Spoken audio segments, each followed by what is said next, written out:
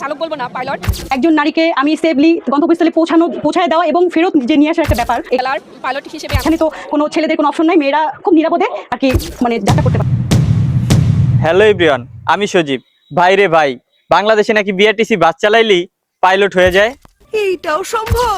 আজকে এমন দুই আপুর ভিডিও নিয়ে আসলাম যারা মনে করে যে বাংলাদেশে বাস যারা চালাইতে পারে তারা প্লেনও উড়াইতে পারে। পাবলিকের কাছে আমার প্রশ্ন, ভাই বাসের টিকিট কাটলে কি সাথে প্যারাশুট নিয়ে উঠা লাগবে?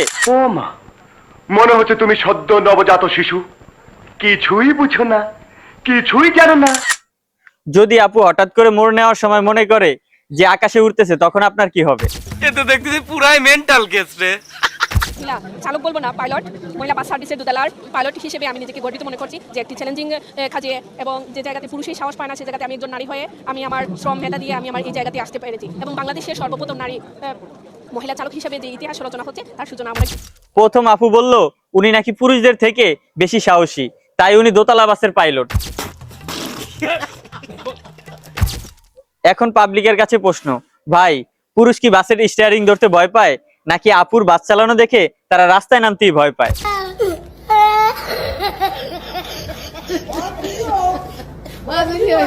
আরো একটা প্রশ্ন, ভাই আপুর নাকি লাইসেন্স পাইতে পুরো 8 বছর সময় লাগছে। ভাই যার ড্রাইভিং শিখতে 8 বছর সময় লাগছে, সে যদি জামে পড়ে তাহলে সে কি স্টিয়ারিং ছেড়ে দিবে নাকি বাসের ভিতরেই সংসার শুরু করে দিবে?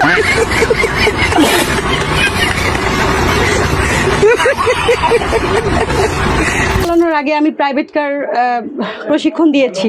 হ্যাঁ, তো সেখানে স্কুটি, মোটরসাইকেল এসব হচ্ছে বিআরটিসি, আমি একজন মহিলা ট্রেনার ছিলাম। তো সেইখানে গাজীপুর 1 মাস 13 দিন ব্যাপী একটা হয়, প্রশিক্ষণ হয় বাস চালানোর। এবার আসি দ্বিতীয় আপুর কথায়। উনি নাকি এতদিন প্রাইভেট কার চালাইতো, আর মাত্র 1 মাসের ট্রেনিং এ উনি সোজা বাসে উঠে। ये सब क्या देखना पड़ रहा है? अच्छा है मैं अंधा हूँ।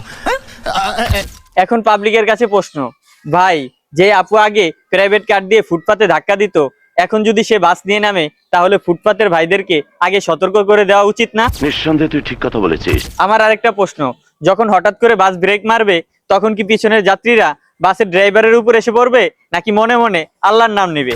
আমারে যদি ধমক না দেন তাইলে একটা বিকল্প পরামর্শ দিতে পারেন। দর্শকদের কাছে আজকে আমার শেষ প্রশ্ন, আপনারা কি এমন পিঙ্ক কালারের বাসে উঠবেন যে মোড় নেওয়ার সময় রাস্তার দিকে না তাকিয়ে গ্লাসের দিকে তাকিয়ে লিপস্টিক ঠিক করবে? আরে কেনা কে চাতে হো? কমেন্টে এখনই আপনার উত্তর জানান, দেখি কার কমেন্ট বেশি ফানি হয়। সো দেখা হচ্ছে পরবর্তী ভিডিওতে। আমি সজীব, আজকের মতো এখানে বিদায় নিচ্ছি। টাটা। खत्म। Bye bye, tata, goodbye, गया।